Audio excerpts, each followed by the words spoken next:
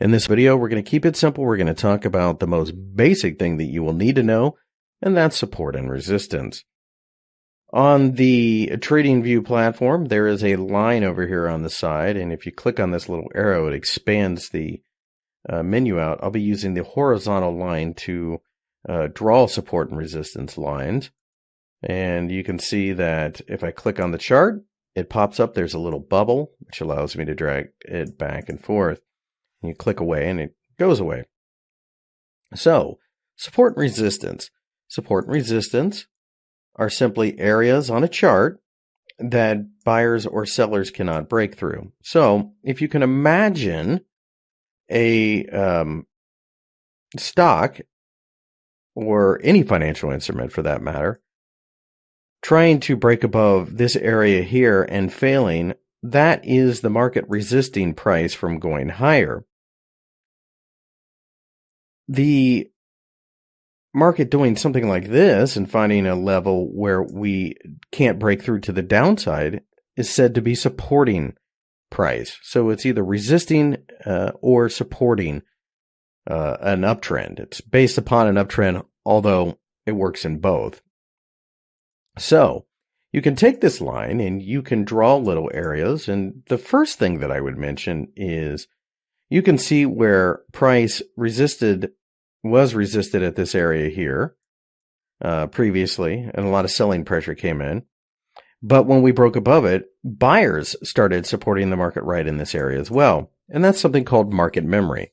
So market memory is based upon, and I'll go back to our example here of resistance, but it does work in both directions, of perhaps sellers coming in at this level, $215 in this case, and they continue to sell. Well, what happens when we finally break out?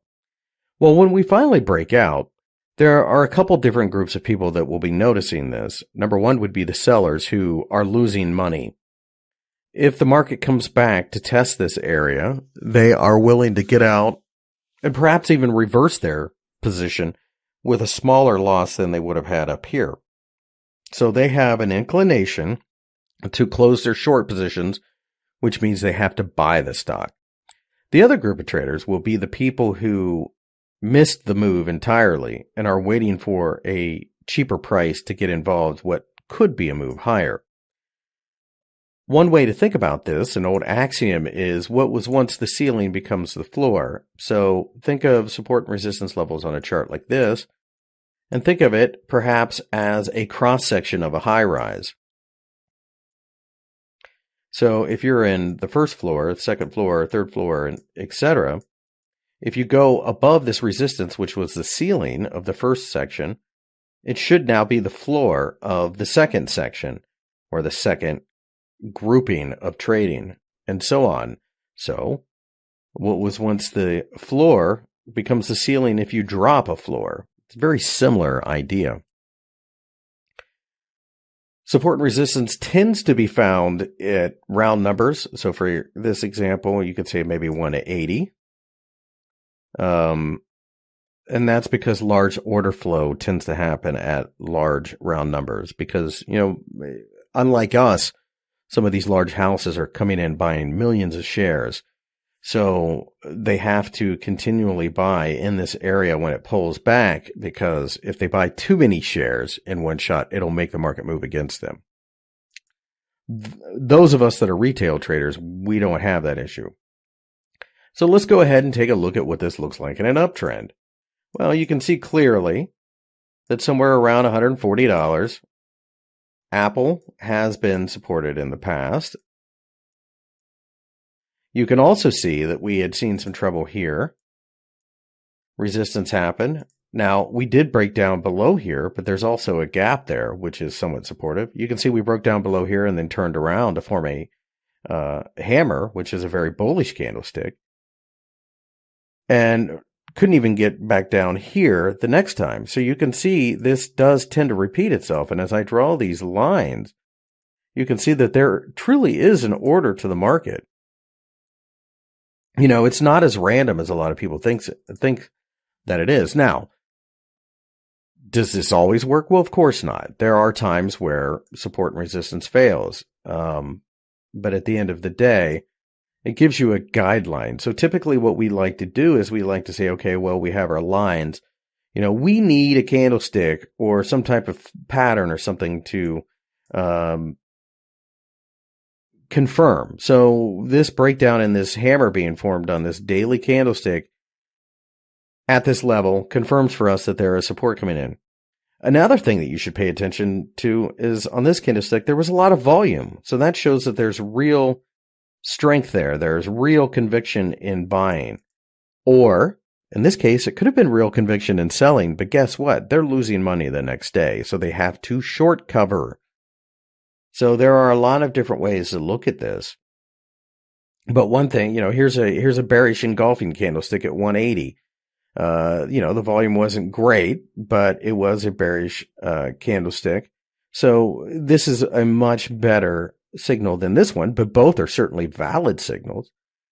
Another thing that you'll want to pay attention to is that we've been in an uptrend, so this may signal more of a pullback as opposed to a shorting opportunity, because you always want to go with the trend over the longer term.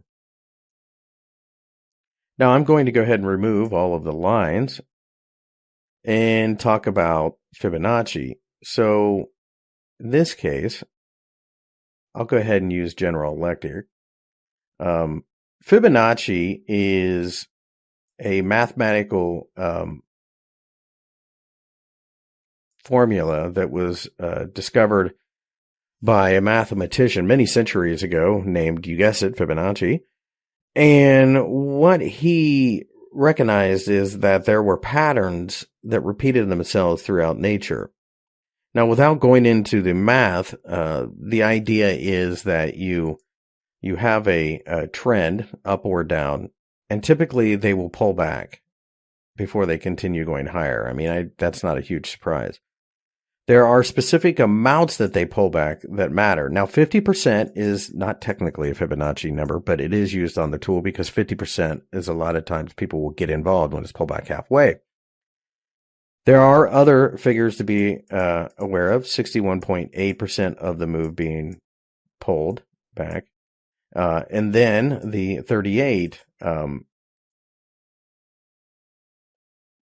Fibonacci retracement level. And you can see that on the way up from this low, we pulled back right here to the 38.2% Fibonacci. Now the tool is on the pitchfork menu, and it is the retracement. Now there are other forms of Fibonacci that you can get involved in, but in this case, we're just looking at the retracement. So the retracement from there was at the 38. So, like I said, it works in both directions. So the last swing high is what you want to draw this from, or the last peak high. And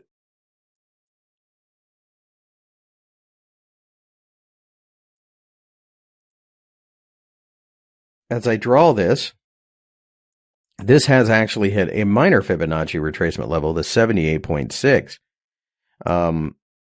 This swing high can be extrapolated down to here.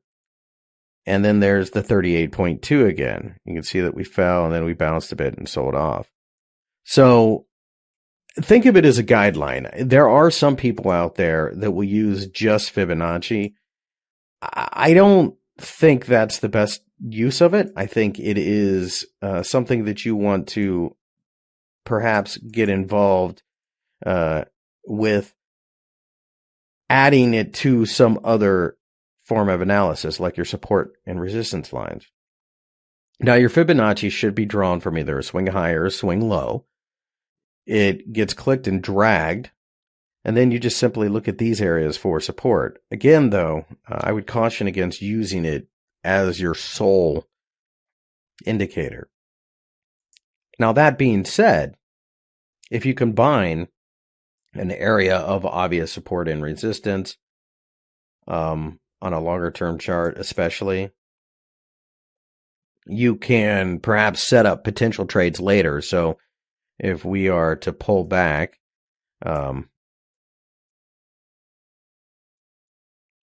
in Apple Down here, you can see that there is a clear support and resistance area right around $185. So as we drift lower, Fibonacci traders and support and resistance would both give you an idea as to, hey, this may be a great place to trade. You want to be looking for, a hammer, a bullish engulfing candlestick, something like that, a 3 candle pattern, something along the lines of that to really kind of add to your thesis. Because with trading, the best trades are the ones that are based upon multiple reasons. One thing that you will never see us do as professional traders is just to simply take a trade based upon one sole reason. So in this case, the 38, the 185 levels both look to be important. We're in an uptrend, so certainly you don't want to be a seller, even though, we could drop $20, $25 in the short term. Apple's been a winner for a very long time, so there's very difficult to go against it. Just as in the GE chart, it's been losing money for, hemorrhaging money for ages, now under $10. So you don't necessarily want to buy this based upon technical analysis. This is a sell-only stock.